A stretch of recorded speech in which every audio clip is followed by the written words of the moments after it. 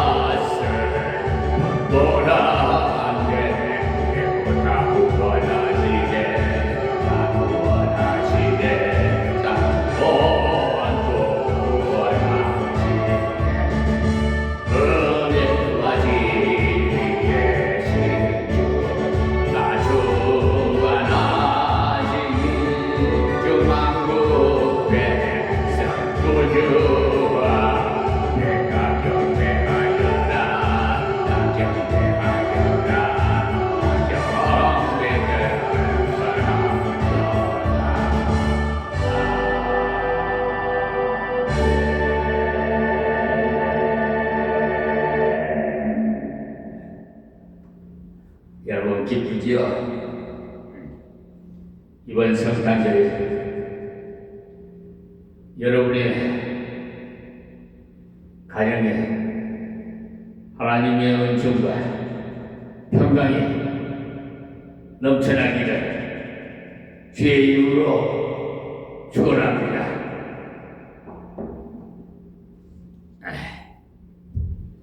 오늘 새벽 기도 시간에도요, 고린도후서 강해 설교로 4장 7절부터 15절 말씀을 공부하겠습니다. 공독해 드립니다. 우리가 이 보배를 질그릇에 가졌으니 이는 능력의 심히 큰 것이 하나님께 있고 우리에게 있지 아니함을 알게 하려 함이라. 우리가 사방으로 우겨쌈을 당하여도 쌓이지 아니하며 답답한 일을 당하여도 낙심하지 아니하며 핍박을 받아도 버림받지 아니하며 거꾸로 떨림을 당하여도 망하지 아니하고 우리가 항상 예수 죽인 것을 몸에 짊어지면 예수의 생명도 우리 몸에 나타나게 함이라.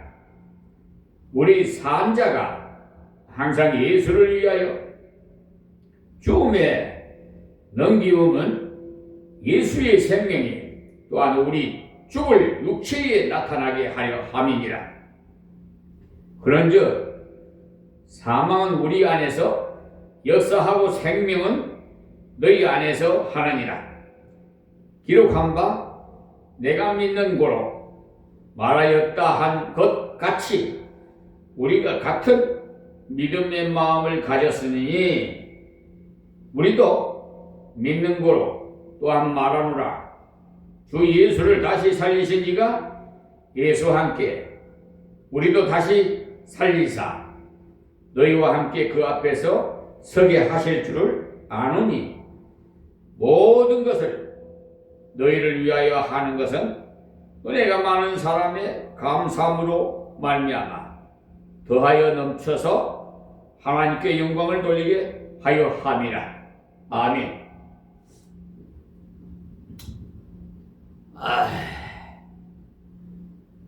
기쁘고 어느 때보다 또 더 기쁘네요. 예, 우리 다 같이 기뻐합시다.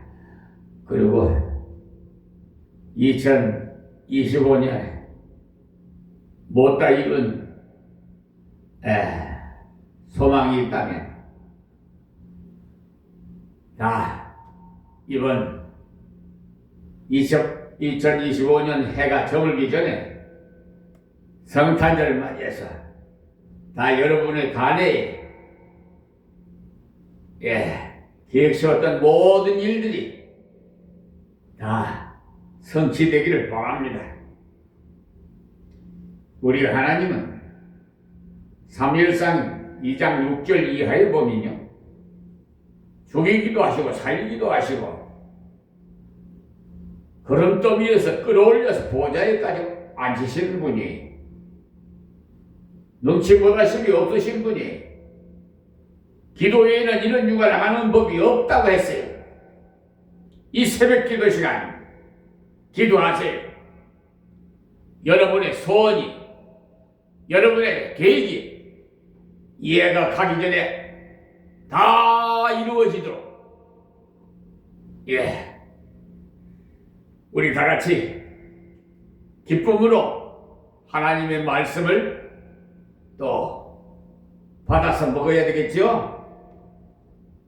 우리 아는 것이 힘이에요. 내가 믿는 하나님이 어떤 분인지, 예수님이 어떤 분인지 알고 믿어야 돼. 무작정 믿어서는 안 되겠지요? 그래서 하나님 말씀을 이 새벽에도 배우는 것이에요. 이 강해 설교는 물줄기가 흐르듯이 성경의 흐름을 자세히 풀어서 여러분에게 가르쳐 주는 거예요. 어린 아이에서부터 노년에 이르기까지 다 들으면 알 수 있도록 말씀을 드리니까 이 말씀을 듣는 자가 복이 있을지어다. 할렐루야. 4장 전체가 대부분 바울 사도가 낙심하지 않고 봉사한 내용에 대해서 말씀하고 있어요. 지난 시간에 1절에서 낙심하지 아니하고라고 했고, 8절에도 낙심하지 아니하며라고 했고, 16절에도 낙심하지 아니하노니라고 하면서 3번이나 강조했어요. 그러니까 바울은 복음 증거의 사역을 할 때 많은 어려움이 있었지만은 절대로 낙심하지 않고 주님을 위해서 봉사했다, 이 말씀입니다. 지난 시간에 배운 대로 낙심하지 않는 이유는 하나님의 궁휼하심, 그 궁휼하심을 입은 직분을 받았기 때문에 할 수가 있는 거예요. 만약에 자격 때문에 받았다고 생각한다면 자격이 미달될 때 낙심할 수밖에 없잖아요. 내가 부름받을 때만 해도 펄펄 날았는데 지금은 푹 꺼져 죽어 있구나. 주님께서 이런 자를 버릴지 모르겠다 싶을 테니까 말이에요. 그런 마음이 들 테니까 골치 아프겠죠. 그러나 그런 것이 아닙니다. 긍휼하심을 입어 은혜로 택함 받았기 때문에 낙심할 필요가 없습니다. 하나님께서 나의 약함도 아셨고 나의 누추함도 다 아시고 부르셨기 때문에 그분만 참으로 의지한다면 반드시 넘어졌던 자리에서 오뚜기같이 일으키시고 약해졌던 자리에서 강하게 하시는 겁니다. 하나님의 긍휼하심을 입어서 하나님의 종이 되었기 때문에 일이 잘 될 때도 교만하지 말아야 돼요. 내가 설교를 잘해서 뽑힘받은 것이 아니라는 것을 잘 알고 있기 때문에 또 일이 잘 안 될 때도 낙심하지 않아요. 복음을 열심히 전했건만은 받아들이지 않는 사람은 세상의 신이 그 마음을 가려서 복음을 바로 듣지 못하는 것을 깨달았기 때문에 자기는 최선을 다했고 하나님께서 그 결과를 주실 테니 낙심할 필요가 없다고 했어요. 그래서 두 가지를 전했는데, 하나는 5절에서 나오는 대로 그리스도께서 주 되신 것으로서 예수님께서 십자가에 죽으심으로 나의 죄를 다 사하시고 부활하심으로 영생을 주셨다는 것을 전했고, 다음은 예수님 때문에 자신이 고린도 성도들의 종 되었다는 겁니다. 교만하던 바울 사도가 베네에서 고린도인 같이 천박한 자들의 종이 되었다는 거예요. 예수님의 말씀을 순종하다 보니까 섬기는 자가 되었다는 것이고요. 예수님을 믿음으로 종된 사람은 훌륭한 사람들이 그 종만 되는 것이 아니고 고린도인 같은 사람도 섬기게 된다는 것을 아십시오. 훌륭한 사람에게야 누구라도 저절로 고개를 숙일 수 있어요. 그러나 고린도 성도들은 말썽꾸러기 아닙니까? 그러나 그런 그들도 주님의 형상대로 지음받았기 때문에 바울 사도는 변하여 섬겼다는 거예요. 그러니까 낙심하지 않는 거죠. 섬기기를 작정하면은요, 낙심할 필요가 없어요. 오늘 새벽에 말씀에서 왜 낙심하지 않고 감격하면서 봉사해야 하느냐? 봉독해 드린 대로 오늘 본문 말씀 말이에요. 어려움이 없는 것이 아니에요. 어려움이 첩첩산중입니다만 낙심하지 않고 그 가운데서도 담대하십시오. 그것을 7절에서 말씀하고 있어요. 자, 7절 봅시다. 우리가 이 보배를 질그릇에 가졌으니 그랬죠. 이 보배에 대해서 학자들에 따라서 의견이 갈리고 있어요. 어떤 분은 바울 사도가 전하는 복음의 직분이라고 하고, 어떤 분은 직분이 아니고 바울 사도가 가지고 있는 복음이라고 하는데, 어느 것이든 간에 문제될 것이 없어요. 왜냐? 복음 받은 것도 보배를 받은 것이고, 직분 받은 것 역시도 보배를 받은 것이 틀림없는 것이니까 그것 가지고 따질 것이 없어요. 복음도 돈 주고 살 수 없는 보배요, 직분도 돈 주고 살 수 없는 보배 아닙니까? 이 보배를 질그릇에 가졌으니 낙심하지 않는 거죠. 질그릇을 잘 깨지죠. 우리 몸은 흙으로 만들었는데 흙이라고 해가지고 잘진 흙, 좋은 흙을 말하는 것이 아니고, 흙은 원래 뜻은 뒷거리입니다. 아담아 하는 것은 흙아 하는 것이고, 또 다른 말로 하면 뒷거라 하는 것과 같다는 거예요. 하나님께서 왜 뒷거라 하고 부르셨느냐 하면 자기가 어떤 존재라는 것을 바로 알아야 겸손해서 순종해야 할 것을 말씀한 거예요. 그 사실을 잊었을 때 엉뚱한 짓을 해요.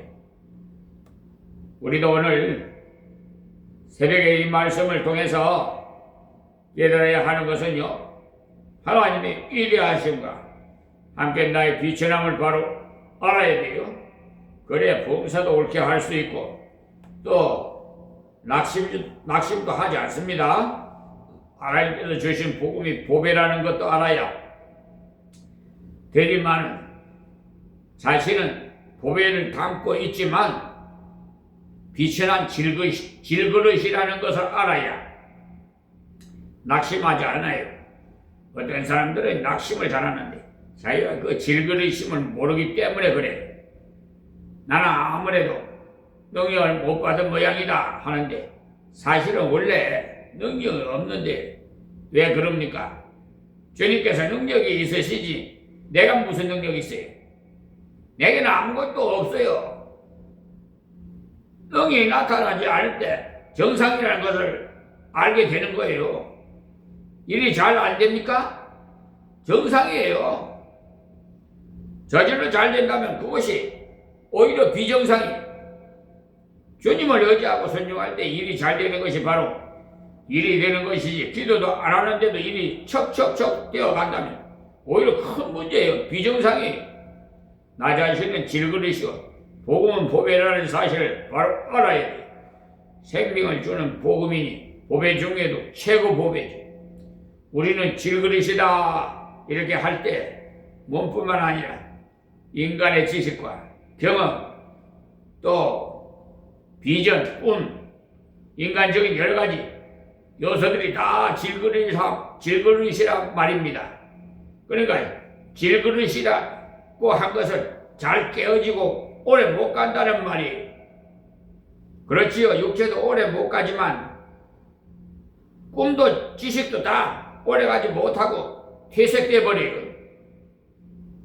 이는 이 말씀은 하나님께서 보배를 보배함에다가 다 담아 두시지 않고 왜 질그릇에 다 담아 두셨느냐라는 말이에요. 사람의 생각대로 한다면 머리가 비상한 사람들만 뽑아서 목사 만들면 좋겠다 싶겠지만 그런 사람들만 뽑았다면 골치 아파요. IQ가 너무 좋은 사람들이라서 남의 속도 들여다볼지 어떻게 알겠어요? 말만 하면 척척 일 테니까 말이죠. 그러나 하나님께서 그렇게 하시지 않아요. 질그릇 같은 사람들이 주님의 일을 아름답게 잘하는 것을 많이 봐요. 그런 사람은요, 자기가 질그릇임을 알고 있었기 때문에 바로 그 말입니다. 이는 능력의 힘이 큰 것이 하나님께 있고 우리에게 있지 아니함을 알게 하려 함이라 하세요. 왜 질그릇에 보배를 담아 주셨느냐 하면 우리가 하는 것이 아니라 하나님께서 하신다는 것을 가르쳐 주시고자 그렇게 하셨다는 것입니다. 전도가 되어진다든지 말씀을 잘 가르친다든지 은혜가 많다는 것이 나타날 때 내가 해낸 것이 아니고 주님께서 주셔서 된 것이라는 것을 알으라고 질그릇 같은 내게 보배를 담아 주신 거예요. 여러분이 직분을 받아 일하는 것도 마찬가지.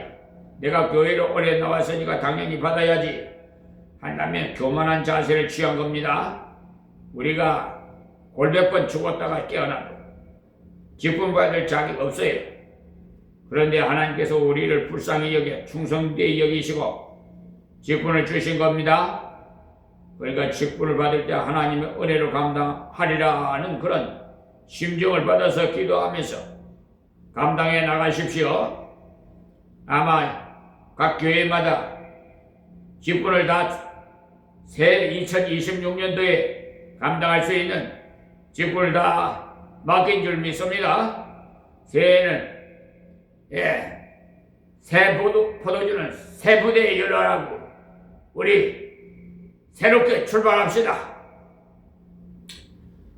이번에 안수 받고 권사님으로 직분받은 분들도 직분 받으면 본때 있게 일해 보리라 생각하신다는 마음을 고쳐야 돼요. 이제부터는 내가 죽으리라 이런 생각해야 돼요. 주님의 말씀이라면 나를 희생하면서 순종하리라. 나 같은 질그릇에다가 보배를 담아주셨으니까 이 보배를 드러내리라 하는 자세로 감당해야 돼요. 질그릇에 담긴 보배인이 얼마나 잘 나타나겠어요. 그렇지 않습니까? 어떤 경우는 껍데기는 좋은데 알맹이가 부실하게 선물을 받으면 실망이 되죠. 반대로 보자기는 질그릇 같이 좀 철한 보자기로 싸서 목사님 촌에서 가져왔으니까 하는데 열어보니까 진짜 꿀 그럴 때 기분이 좋아요. 저요 이렇게 설교를 하다 보니까 목청이 좀 아파요. 근데 꿀을 먹으니까 목이 좀 부드럽습니다. 될 수 있으면 여러분 교회 목사님들에게 꿀을 좀 선물하세요. 꿀. 목청이 좋아야 되지 않겠어요? 예. 근데 목청이 그냥 기계도 많이 써먹으면 보링을 해야 되듯이 우리 인생들도 많이 써먹으니까 종합병원이 돼. 갖가지 뭐 그냥 안 부서진 데가 없고 탈이 안 나는 게 없고 그냥 보링 하다가 하나님 은혜로 이 자리에 섰습니다. 저도 사도 바울처럼 가시가 그냥 많아요. 그래도 제가 저 아닌 것 같아요. 정말요. 자리에 누워 있으면요 땅속으로 꺼지는 것 같아. 일어나지도 못할 것 같아. 그런데 하나님, 내가 왜 이렇게 서가지고 지금 아픈 게 없어요? 참. 여러분, 내가 이렇게 말하면 꾀병이라고 생각하려는 분들 꼭 그런 것 같아. 누가 모르는 사람은요, 꾀병이라고 할 것 같아. 누워있으면요, 사방이 결리고, 누웠다 일어나려면 막 결리고, 겨우겨우 그냥 일어나요. 이리저리 뒤척 하다가.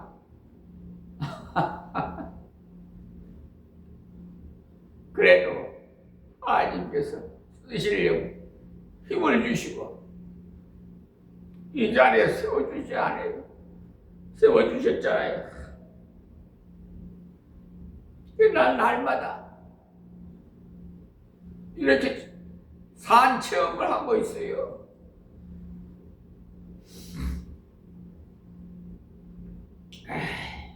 우리 요양센터장 보고 내가 나 꿀 좀 사다 주라고 내가 그랬어.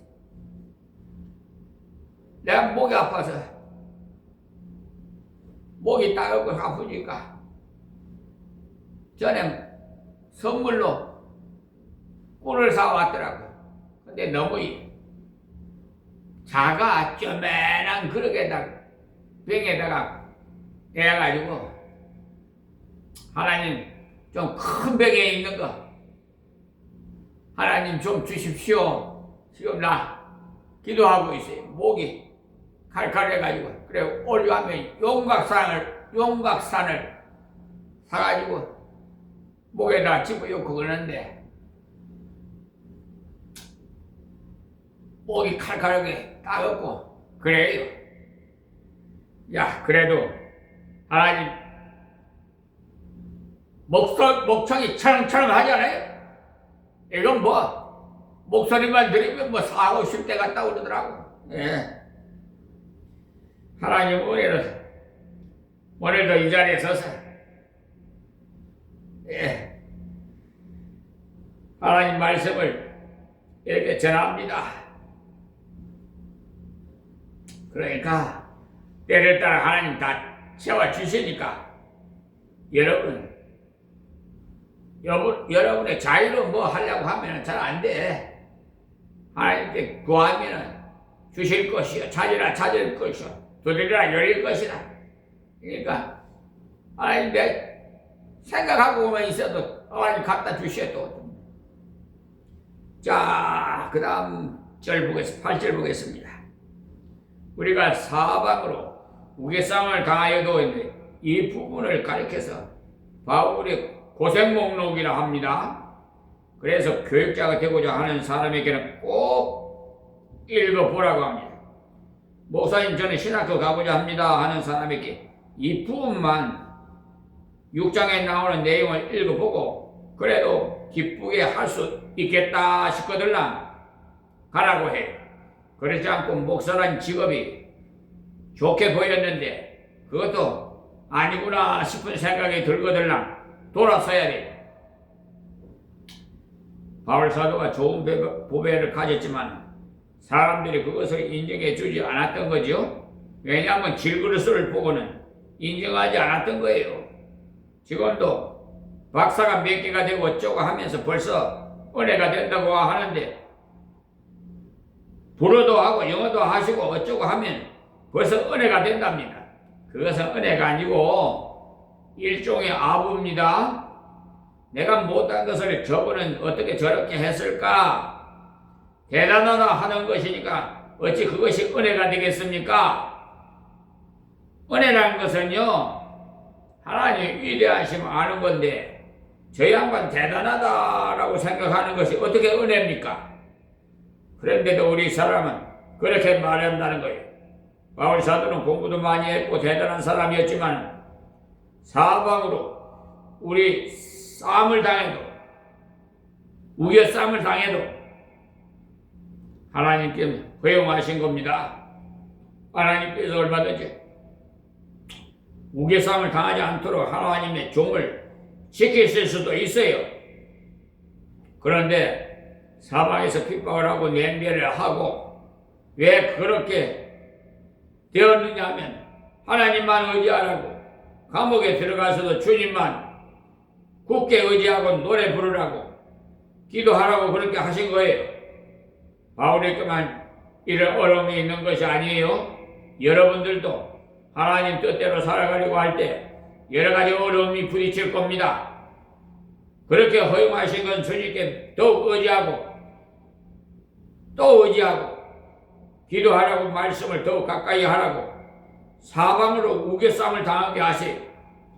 사방으로 우겨싸움을 당하여도 쌓이지 아니하며라고 했는데 왜 그러냐?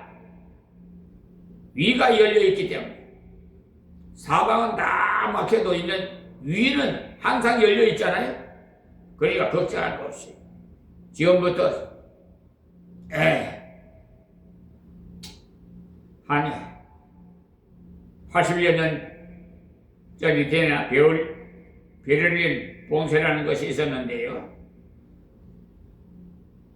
서베를린을 동독 사람들과 소련 사람들이 둘러싸가지고 서쪽 사람들이 물자를 이동하지 못하도록 막았기 때문에 도시가 굶어 죽을 판이에요. 그때 미국의 비행기가 2분마다 한 대씩 떠서 여러 가지를 공수해 줌으로써 소련이 손을 들었다는 거예요. 그때 비행기가 몇 대나 떨어졌는데 그 비행기를 가져다 기념하는 장소를 만들어 놓은 것을 독일에 갔을 때 볼 수 있어요. 그때 그들도 사방으로 우겨싸움을 당했지만 위만 뚫려 있었으니까 결국은 결판이 나더라는 거예요.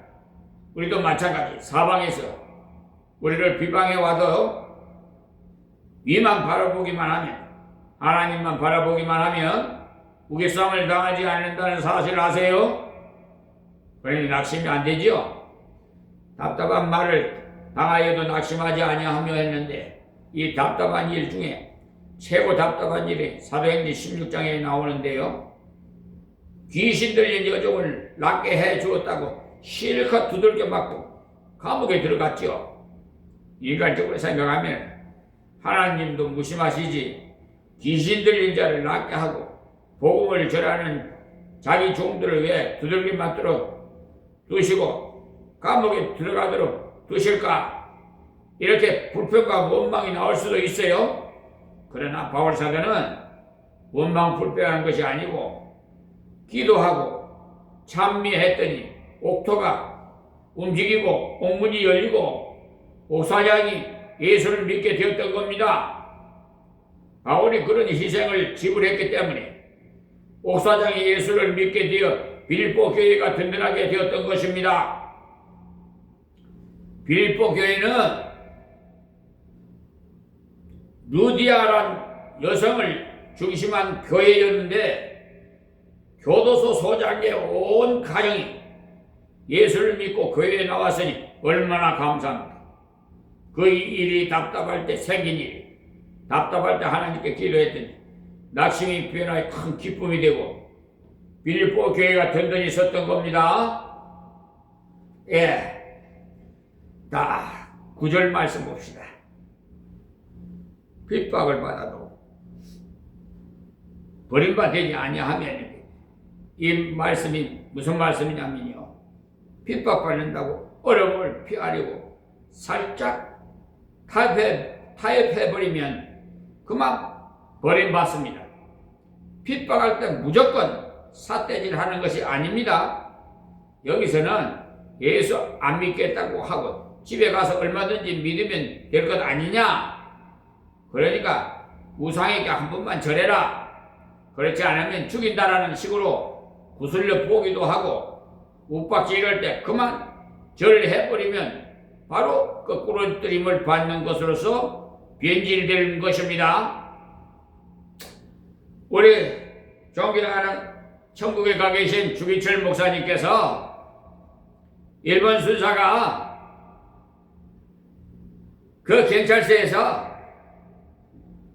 지독하다고, 주기철 목사 지독해서 한 번만 예수 안 믿겠다고 말하고 나가서 믿든지 말든지 여기서 한 번만 말을 하고 그러더랍니다. 그런데 그래도 타협하지 않았어요. 얼마나 존경스러운. 주님 고대가 주기철 목사님 그 짝사한 거 아니에요? 자꾸 여러분 그거 한번 부르고 싶어도요, 유튜브 방송에 한번 불렀더니 뭐라더라?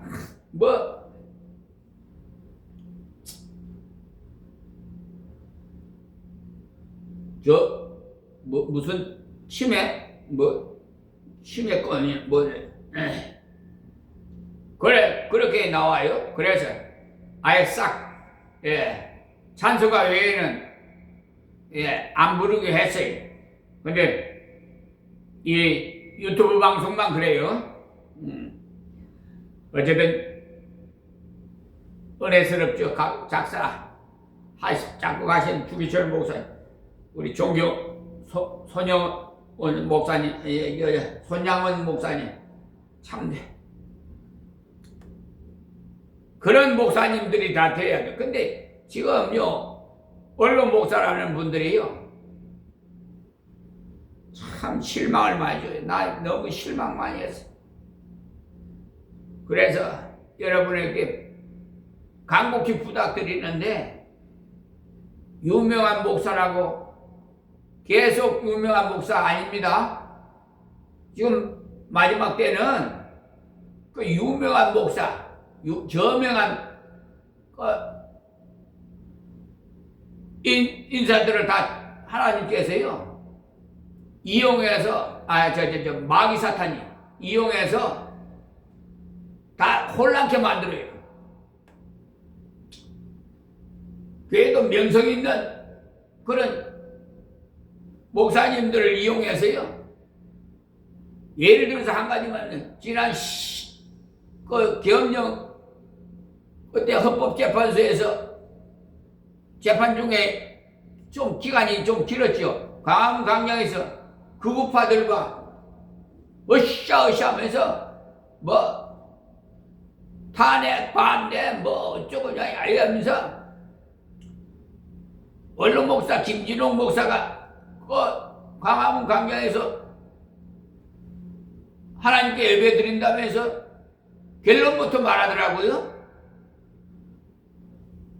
그거 지금 제가 녹화해놨어요. 나 사실 그 김진홍 목사님 굉장히 존경했거든요. 그런데 그거 보고 마귀들이 이렇게 사용하는구나. 그러니까 사람 보고 믿으면 안 돼. 다시 한번 깨달았어요. 세상에 이재명 대통령 후보 당시인데 작범으로 한 10년간 푹 감옥에 가서 쉬었다 나와야 된다고 그러더라고요. 아니 근데 왜 지금 감옥에 안 가고 대통령이 됐을까요? 자기는 정치범으로 감옥에 갔다 왔다나? 자랑이라고? 그것도? 에? 그러니까 그런데 나가서 그런 구급파하더라고. 예배드리면. 그런데 거기에 또 참석한 사람들 아멘 아멘 하는 게 참 불쌍해. 저기 추종하는 사람들 도살장으로 다 끌려가요. 아시겠어요? 또 그저 북한에서 신앙의 자유를 찾아서 남한으로 왔다는 박조준 목사, 언론 목사 있어. 대담 프로에 나와서 대담하는 거 다 녹화되나 해놨어요. 아이 세상에 대담자가 아니 그렇게 강화문 거에서 윤석열 대통령을 위해서 애통하면서 뭐 그렇게 애통하면서 기도했다면서요. 뭐 이랬으니까 뭐 어쩌고 저쩌고 참으로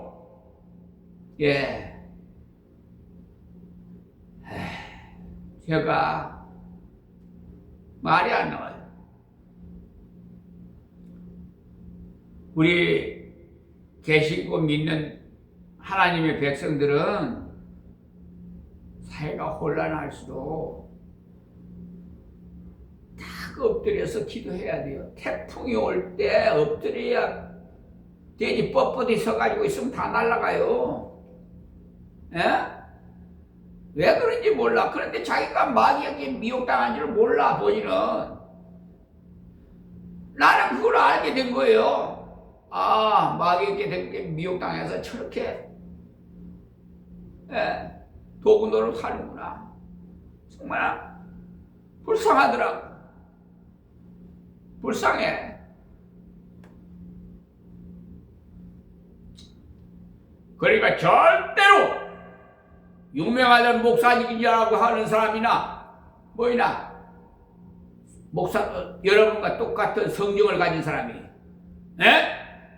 저도 김종선 목사 보지 말아요. 내 속에 계시는 하나님을 보시라고. 예수님을.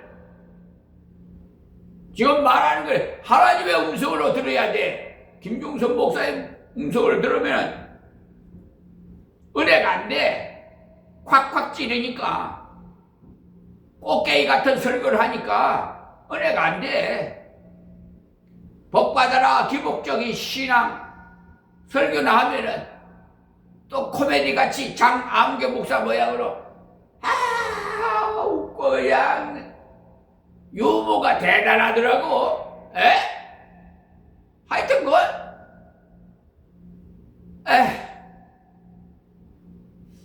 나중에 교회 나가서 얻은 거 뭐야? 오늘 설교 뭐 들었는 거야? 알맹이 없는 죽증이만 가지고 가는 거야. 생명의 말씀이 내 신비에, 육의 신비에 새겨야지. 안 그렇습니까? 옳은 소리를 해주면 싫어해요. 쭉쟁이 같은 거 다 갈아요. 저는 사람 안 봐요. 교회, 가도 잘 가서 신앙생활 하세요. 여러분, 나는 그런데 매이지 않는 사람이에요.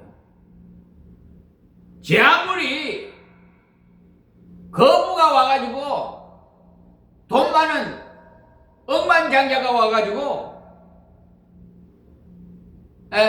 와도 난 반가웠잖아요. 하나님의 말씀을 순종하고 생명의 말씀을 아멘으로 받아야지. 자, 여기 9절에 말씀에 핍박을 받아도 버림받지 아니하며 거꾸로 뜨림을 당해도 망하지 않으며 이 거꾸로 뜨림 망하지 않으면 바울 사도가 왜 거꾸로 뜨림을 당했는데도 왜 망하지 않아요? 죽음을 당해도 복음을 버리지 않고 끝까지 가지고 순교를 하려니까 거꾸로 뜨림을 당하지 않은 거죠. 망하는 것은 복음을 내버리는 것을 망하는 거예요. 여러분 엉망장자가 있어도 망해요. 여러분 죽을 때 돈 가지고 가요? 지옥에 가는 것이 망하는 거예요. 아시겠어요? 성 밖에 던져져 버리면은 망하는 거 아니에요? 불법을 행한 자에 난 너 모른다 하면 어떻게 하렵니까? 망하는 것은 복음을 내버리는 것을 말한 거예요. 망한다고 해가지고 몸이 죽는 것을 말한 거 아니에요. 물론 몸도 죽지 않았지만은 그의 영혼이 하나님의 지키심을 받았다는 것. 왜냐하면 나는 별것이 아니지만 주의 복음이 대단하는 것을 바로 알았기 때문에 우리는 항상 기억해야 하는 것은요, 어떤 어려움이 있더라도 신앙이 변질되지 말자는 거예요. 타협하지 않는 것을 잘해야 돼요. 지금은 옛날처럼 예수 믿는다고 사람 죽이는 일을 잘 없습니다. 그 대신에 살살 유하는 핍박이 많아요. 너무 무식하게 믿지 마시고 좀 하얀 칼라하게 믿으라 하면서 한 달에 한 번 정도 나가면 될 것이지 무슨 주일마다 수요일마다 새벽마다 가느냐 그런 식으로 믿는 것은 구식이다. 구식하는 식으로 유해요. 그러니까 철저히 성경대로 신앙생활을 하는 것은 구식이라 성경식이라고 제가 자주 말씀을 드려요. 성경 구식이 아니라 성경식이에요. 그러니까 10절 말씀에 우리가 항상 예수 죽인 것을 몸에 짊어지면 예수의 생명도 우리 몸에 나타나게 하려 함이라 그랬어요. 여기서 예수 죽인 것이라고 하니까 번역상 조금 어려움이 있는데 그대로 직역을 하면은 예수의 죽음을 그런 뜻입니다. 예수의 죽음을 짊어지면 이 말씀이에요. 어떤 분은요, 바울이 예수님을 많이 핍박했으니까 예수를 죽인 것이나 다름이 없으므로 예수 죽인 것을 이라고 말했다고 하는데, 그러나 원어를 그대로 번역하면은 예수님의 죽음과 나의 죽음이 일치되었다, 이걸 말하는 거예요. 예수가 죽을 때 나도 장사 지낸 바 되었다. 이해가 됩니까? 즉 옛사람은 예수와 함께 죽었다. 그 사실을 항상 마음에 간직하고서 복음을 전했다는 겁니다. 로마서 6장 1절에서 11절에 시간 되시면 읽어 보십시오. 예수의 생명도 나타나게 하려 함이라 그러니 이 말씀 역시 예수님의 그 부활을 말하는 것으로서 예수님의 부활의 은총도 내게 나타나게 하려 함이라는 겁니다. 그리스도의 십자가를 믿지 못하는 사람은요, 예수님의 부활도 믿지 못하고 또 믿는다 해도 소용없어요. 바울사도는 예수님의 십자가를 믿음으로 이미 자신의 옛사람도 장사된 바 되었으니까 지금 죽더라도 육체는 죽지만 영적으로는 영생에 이르기 때문에 전혀 낙심하지 않는다는 겁니다. 또 예수님의 부활이 나의 부활이기 때문에 전혀 낙심할 필요가 없더라는 거예요. 이것을 가리켜서 그리스도와 일체의 교리라고 합니다. 그리스도와 나는 하나가 되었다 하는 것으로서 예수 안에서 죽었고 예수 안에서 살아난 것입니다. 갈라디아서 2장 20절 보세요. 세례받은 것도 바로 예수와 함께 죽고 예수와 함께 살았다는 그 믿음을 가진 표로 받는 겁니다. 자, 11절 말씀에 우리 산자가 항상 예수를 위하여 죽음에 넘기움을 예수의 생명이 또한 우리 죽을 육체에 나타나게 하려 함이니라. 지금 살아있는 우리가 신앙의 정절을 위해서 순교하는 자리로 나갈 수 있는데 왜 나갈 수 있느냐 하면 예수 위해서 죽으면 예수 위해서 사는 부활의 능력이 우리 속에 나타날 테니까 나갈 수 있다는 것을 말하는 겁니다. 사실 부활하려면 죽어야 부활할 수 있잖아요. 그러니까 예수를 위해 죽음에 넘겨오는 것도 낙심되지 않을 뿐만 아니라 순교의 제물 되는 것을 오히려 감수하게 되었다는 겁니다. 그러니까 죽어도 영원히 사니까 미련 없이 죽을 수 있다는 거예요. 사실 우리는 지금 너무나도 편안한 세상에 살고 있어요. 순교에 대해서 너무나 희미해요. 그러나 때가 오면 순교자의 숫자를 채우실 겁니다.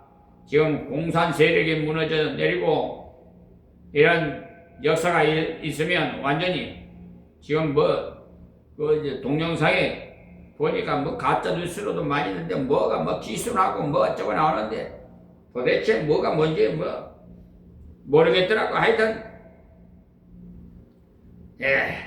하나님이 하시는 일을 우리가 어떻게 아시겠습니까?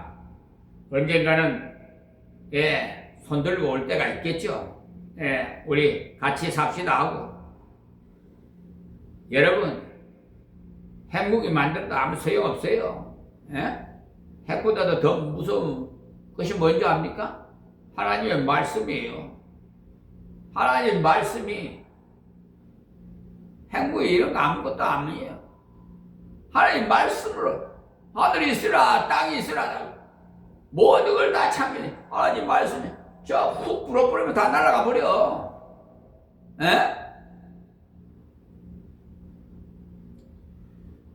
지구가 공중 분해돼 버린다니까. 여러분, 이 땅에 살 때 정말로 성경적으로 사셔야 돼요. 정신 차리고. 이거 빈말이 아니에요. 신앙생활을 하려면 똑바로 하고 하지 않으려면 때려쳐버려요. 술 탄 듯, 술에 물 탄 듯, 그렇게 흐지부지 하면 역겨워서 하나님 토해내버려. 가증스럽다고.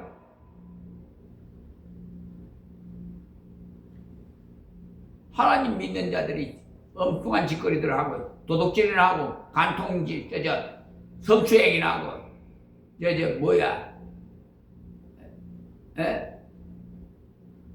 무슨, 돈벌이에 그냥 급급해가지고 아파트는 100채를 사고 몇 채를 사고. 아이고 한심한 인생들. 이번에 홍콩에서 아파트에 불 나가고 사람이 얼마나 많이 시작됐어요. 성냥갑 아파트가 꼭 성냥갑으로 세우는 거, 성냥통 같아. 그게 뭐가 좋아? 난 그래줘도 안 싫어. 못 살아. 관리비만 해도 한 달에 얼마씩. 저 서울 강남구 아파트 난 그런 거 싫어.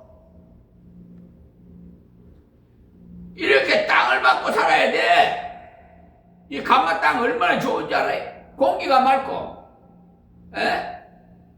전원주택이나 지어가지고 땅을 밟으면 야채 심으면서 이렇게 생활하면 얼마나 좋은지 알아요?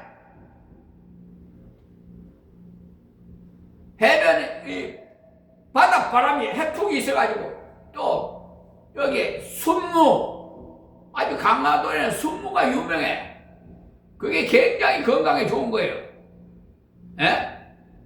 또 사자 쑥인가 사자발 수육인가 그렇잖아요. 여기 명품이 아주 그냥 여기요 굉장히 좋은 거예요.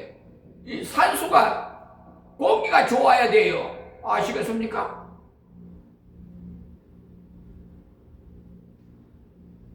처음에 나는 뭣도 모르고 아이고 배타성이 강하고 인사해도 고개 돌리고 그래서 그냥 인간적으로 기분이 나빠서 어떻게 민망한지 하나님께 엎드려서 기도했어요. 하나님 어쩌면 이런 곳에 저를 보내주셨습니까? 라고 했더니 보낼 만한 자를 보냈다 그러더라고요. 모세에게 하신 말씀을 저한테 해요. 그래서 그냥 되게 민망스러운지 하나님 그렇게 생각하실 줄 모르고 나는 용서해달라고 얘기했어요. 그리고 제 40대 부를 때도 하나님 나 좀 젊었을 때 20, 30대나 좀 불러주시지 지금 나이에 불러가 어디다 쓰시렵니까? 그랬더니 네가 아브람보다 나이가 많냐 모세보다 나이가 많냐 이러시는데 그냥 아무 말도 못하겠어요. 여러분 나 생각과 하나님 생각 틀려요. 여러분 생각은 다 죽어야 하나님이 써요. 아시겠습니까? 나는 이 길로 가고 싶은데 하나님은 저리 둘러가라 그래. 하나님 시키는 대로 둘러가야 살 수가 있어. 지름길로 가면 죽을 뻔했어. 그런 일이 실제로 있었다니까.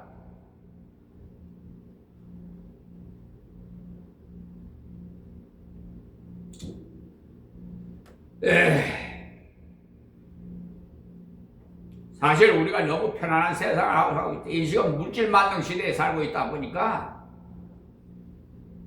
아주 그냥 돈이 우상이 돼가지고 있는 사람이 더 인색하고 진짜 악해요. 이기주의고 진짜 거지 나사로같이 가진 거 없어도 누릴 거 없어도 예수 안에서 살면 행복해요. 부러울 게 뭐가 있어요? 다 세상에 다 썩어지고 헛될 건데 왜 그런 거에 미혹당해가지고 그래 헛된 세상 사는지 모르겠어. 왜 하나님께서 물질을 맡기는 줄 압니까? 나눠주라고 맡겨요.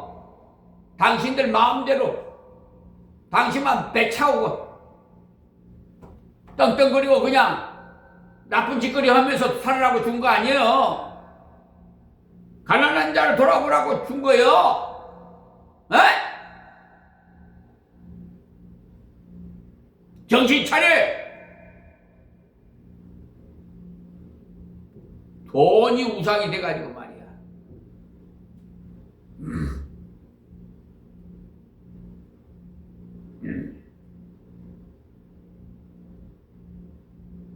언젠가는 남북의 평화 통일이 이루어지는데 말 안 들으면 하나님께서 싹 북한에 있는 김정은이고 뭐이고 막 저 한 사람들 다 데려가 버릴 거예요. 그리고 그냥 하나님께서 통일시켜 버릴 거예요. 인위적으로 안 되면 하나님께서 간섭하신다니까요. 그러니까 엎드려서 기도하라고요. 우리 아무리 발버둥 쳐서 인위적으로는 통일이 안 돼.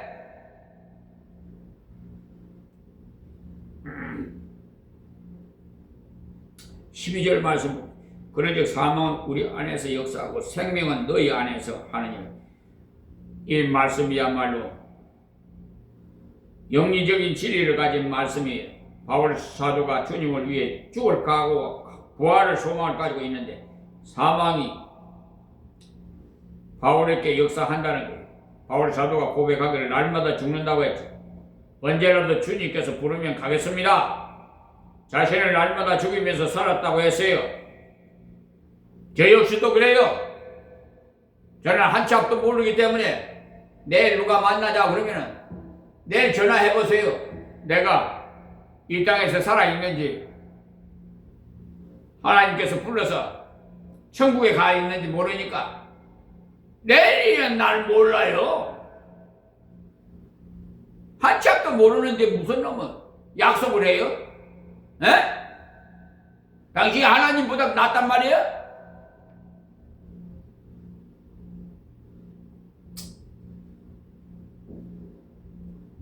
교역자가 좀 죽어야 교인이 살지. 교역자가 펄펄 살아있으면 교인들이 살 수가 없어요. 선교사가 죽어야 생명들이 돌아와요. 죽어야 한다고 해서 정말 죽는 건 아니고 희생을 말하는 거예요. 바울 사도 역시도 희생했다는 말이지 죽었다는 말은 아닙니다. 나는 고린도 성도를 위해서 희생했다. 죽음은 내 안에 역사했고 생명은 너희 안에 역사했다. 이렇게 했는데 정말 그래요. 가정의 한 주부가 가정을 위해서 희생을 해야 그 가정이 화목해요. 남편이 가정을 위해서 죽어야 화평합니다. 특히 믿지 않는 가족이 있을 경우에 그들을 전도하기 위해서 평생 죽어야 돼요. 어떤 사람은 남편을 감동시킬 수 있는지 한 달 죽어 살아보겠다고 하는데 한 달 죽으면 생명을 건질 정도로 생명이 시시하지 않습니다. 평생 죽어야 되지. 그렇게 할 때 생명이 그들 안에 역사하게 되는 것이지. 한 달, 두 달, 1년? 에이구. 그러니 당신이야. 하나님보다도 낫다는 거 아니야? 바울 사도는 고린도 성도들을 위해서 희생했어요. 그래서 형편없는 고린도 사람들이 예수 믿어서 변화된 사람들이 많이 일어났어. 지금도 교회 안에서나 가정에서나 예수 안에서 희생하는 사람들이 필요할 때입니다. 희생하는 그들로 인해서 많은 사람들이 살아나요. 많은 사람들이 덕을 입고 직장에서도 마찬가지. 직장에서도 너무 자신의 권리를 다 찾아서 먹으려고 하면은 안 돼요. 희생을 좀 하십시오. 희생한다고 해서 희생으로 끝나버리는 거 아니에요. 반드시 주님께서 때가 되면 찾아주셔요. 돌아오게 해요.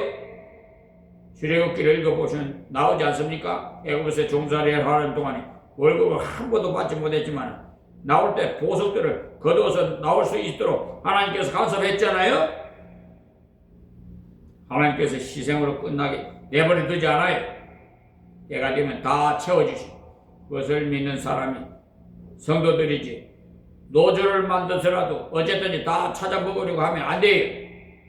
여사님 그 노사분계 이야기지. 노조원들이 내 거는 표가 뭐예요? 죽을 수 있어도 물러설 수 없다는데 그야말로 자기밖에 모른다는 말 이기주의. 원래 협상이라면 놓았다 땡겼다 해서 되는 것이지 이것이 아니면 죽는다고 하는데 어떻게 협상이 되겠어요? 아주 잘못된 사상들을 가지고 그 마귀들이 그렇게 역사해요. 우리 그리스도인들은요 희생에 힘을 줘야 돼요. 남이 하기 싫어하는 것을 내가 좀 합시다. 그렇게 하기 위해서 기도하시고 대접받고자 한다면 기도할 필요가 없어요. 기도를 하지 않아도 자신이 대접받으면 신이 날 것입니다. 그러나 희생해야 생명이 그들에게 역사할 수 있어요. 나는 죽고 그들은 살아야 되고 그것이 성경의 진리 아닙니까? 하나님 미랄이 땅에 떨어져서 썩으면 많은 열매를 맺게 하신다고 했잖아요.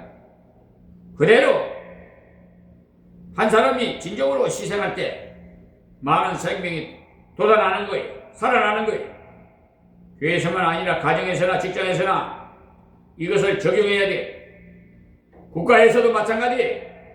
그래야 직장 안에서도 복음이 전해지고 이 나라가 부강한 나라가 될 거예요. 예수 믿는 사람들이 말을 잘하고 잘 따지고 한다면. 근데 그렇게 하니까 예수쟁이를 말쟁이라는 말을 듣는 거예요. 사망은 우리 안에서 역사하고 생명은 너희 안에서 하느니라. 이 진리를 실천할 때 하나님께서 질그릇 같은 우리를 써주십니다. 질그릇은 죽어도 별로 한이 없어요.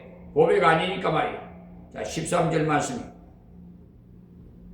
기록한 바 내가 믿는 고로 말하였다는 것을 한 것 같이 우리가 같은 믿음의 마음을 가졌으니 우리도 믿는 고로 또한 말하노라. 왜 내가 죽느냐는 거죠. 내가 죽음으로 생명이 다른 사람에게 역사하는 그 진리를 믿으니까 죽는다는 거죠. 그러니까 교육자는 우리가 죽어야 교인들이 삽니다.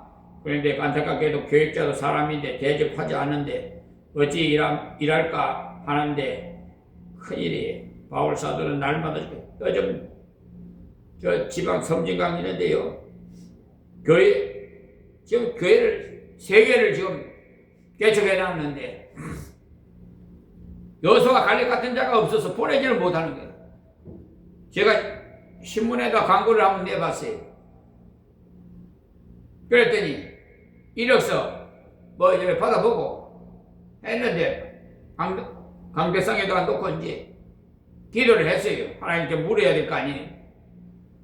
근데 가만히 보니까 하나님께서는 다 노야. 왜 그러냐? 교인 수가 몇이니 뭐니 사례비 받을 것부터 생각하는 거야.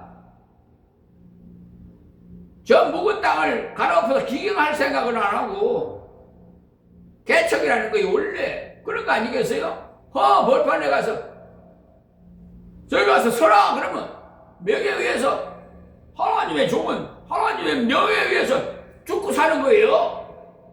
에? 근데 요즘 다 잔치 해놓은 데 가서 먹으려고 그러네? 에? 그런 사상을 가지고 있으니 요즘 신학생이고 교육자들이 그런 정신 상태로서는 목회 못해요. 그러니까 세상적으로 일해서 먹고 살고 그러지. 목사 안수 받아도 목회 못하는 분 많잖아요.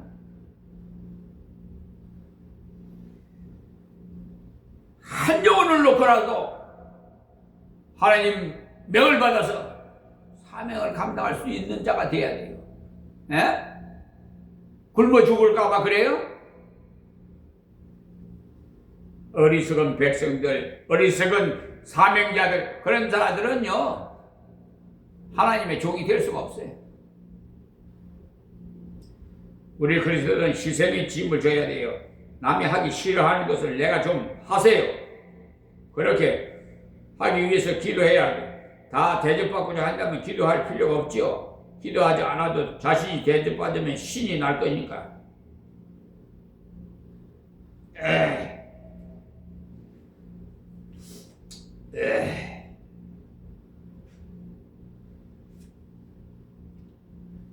여기서 13절에 기록한 바 내가 받은 거로 말하였다 한 것 같이 우리가 같은 믿음의 마음을 가졌으니 우리도 믿는 거로 또한 말하노라. 왜 내가 죽느냐는 거죠. 기록한 바라고 했는데 시편 116편 그 말씀을 인용했는데요. 시편 116편 7절부터 보시면 내 영혼아 네 평안함에 들어갈지어다 그러세요.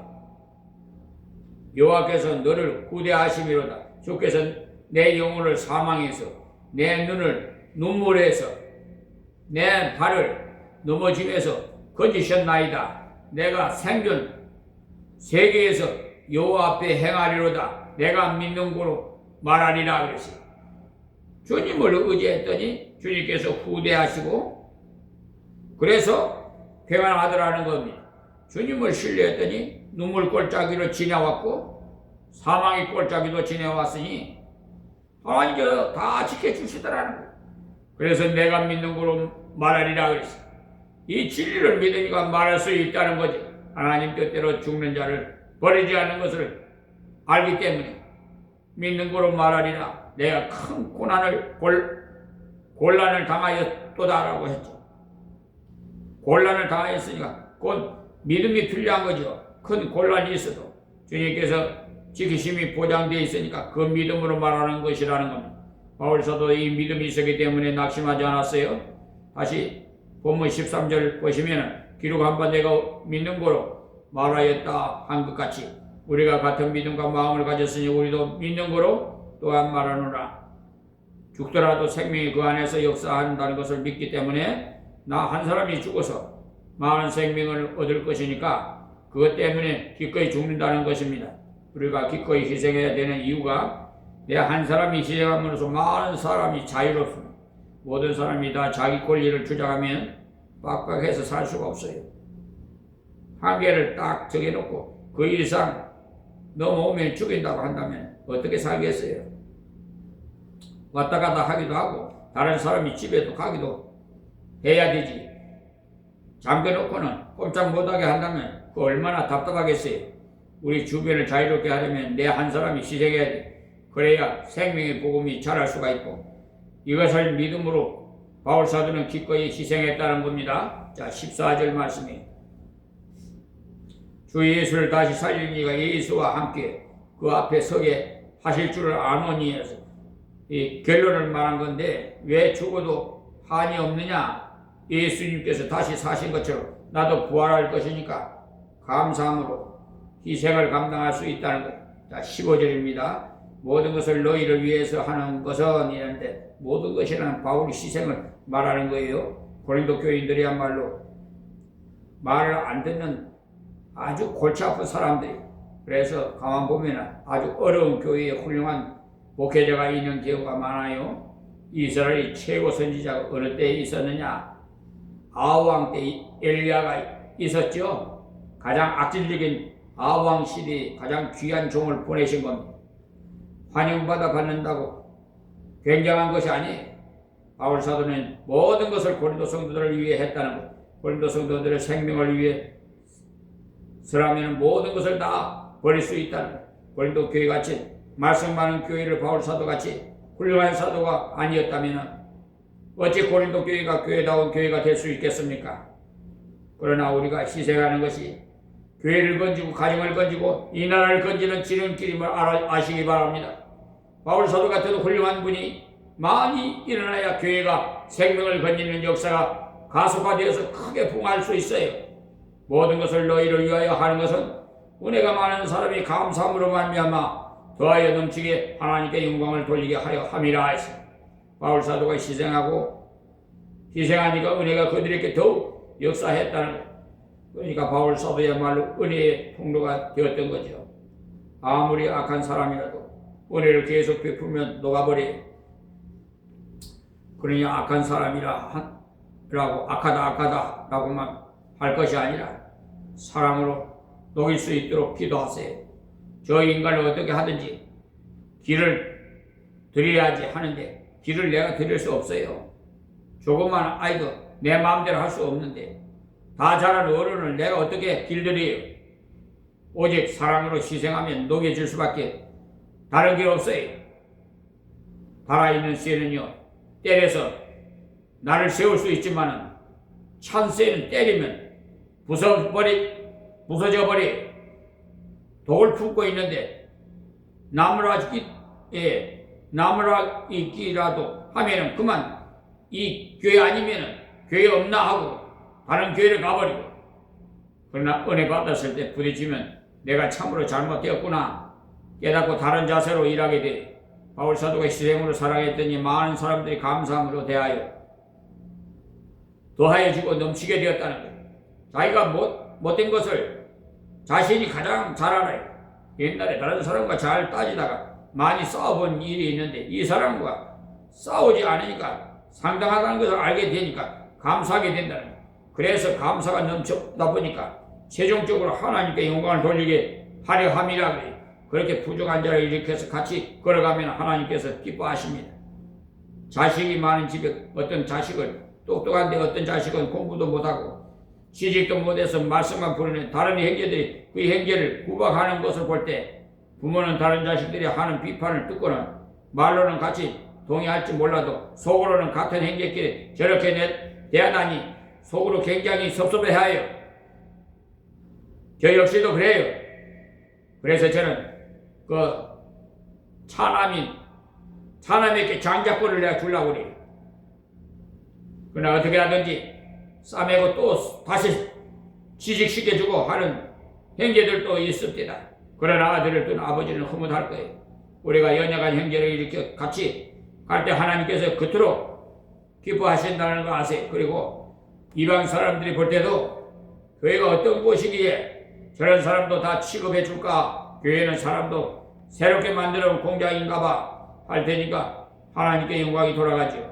그렇지 않아도 어떤 분이 교회는 인간 쓰레기들이 모아져서 굉장한 인격자로 만든다고 하면서 자기 역시 인간 쓰레기였으나 사람이 되었노라고 하던데 그런 거예요. 예수님께서도 의인을 부르러 오신 것이 아니라 죄인을 부르러 오셨다고 말씀하셨거든요. 그러니까 약한 형제를 일으키기 위해서는 희생해야 돼요. 이번에 검사되는 분들도 다른 일보다도 약한 자를 돌아보는 일을 잘 감당해야 합니다. 권하고 위로하고 해서 잘 일으키는 일을 잘 감당하면 하나님께서 영광이 돌아갈 겁니다. 하나님께 이러한 일을 잘하는 우리 성도들 되어야겠어요. 바울 사도는 질그릇이라는 사실을 알았기 때문에 희생하고 죽어도 아깝지 않더라는 거예요. 바울은 자신은 질그릇이나 자신에게 주신 복음은 보배요 직분도 보배라는 것을 알기 때문에 그렇게 하든지, 복음에는 손상이 가지 않도록, 직분에는 손상이 가지 않도록 했다는 거죠. 성도들이 가정에 큰 소리가 옆집으로 흘러가면은 복음에 손상이 옵니다. 찬송가를 잘 불러대더니 오늘은 왜 저러지 하면서 비웃고 욕해요. 그것이 바로 복음의 손상이. 저 사람이 그래도 교회 건설한다, 저래도 교회 집설한다 하게 되면 직분에 큰 손상이 오는 거예요. 혹 물질의 손해를 많이 보더라도 복음의 손상이 입지 않도록, 직분의 손상이 입지 않도록, 주님의 영광의 손상이 입지 않도록 희생하면서 주님께서 길이 쓰시는 도구가 되게 하실 것입니다. 이 말씀을 기억하시고 여러분들은 다 질그릇에 보배를 담고 있으니 이 보배를 자랑하면서 희생함으로 하나님께 영광 돌리시기를 간절히 부탁을 드리며 말씀을 맺겠습니다. 하나님 고맙고 감사합니다. 주신 말씀이 비천한 민말의 종이 말씀을 전해 싸우니 하나님 아버지 생명의 말씀만 육의 신비에 새겨지게 하옵시고 잘못된 말씀은 다 지워지게 하옵소서. 하나님 또한 이방인들도 구원해 주옵시고 이 나라 이 백성도 하나님 굽어 살펴 주시사 남북이 하나님의 은혜 가운데 평화 통일이 이루어지게 하옵시고 아버지여 저 만주 벌판도 우리 지경을 넓혀 주시고 다시 해수받게 하여 주시옵소서. 대마도도 우리 땅 다 해수하게 하여 주시고 하나님 이 나라 이 민족을 마지막 때 가장 부강한 나라로 세계를 복음화시키는 성시화시키는 도구로 사용해 주시옵시고 하나님 영광 받으시옵소서. 하나님께서 세운 이재명 대통령에게 더욱 권세와 권능과 지혜와 총명과 명철을 더하여 주시옵시고 하나님 이 혼란스러운 이 사회 더욱 부강한 나라로 발전할 수 있도록 위대한 지도자가 될 수 있도록 역사의 가장 훌륭한 대통령으로 기억될 수 있도록 하나님이여 사용해 주시옵소서. 예수님의 이름으로 기도합니다. 아멘.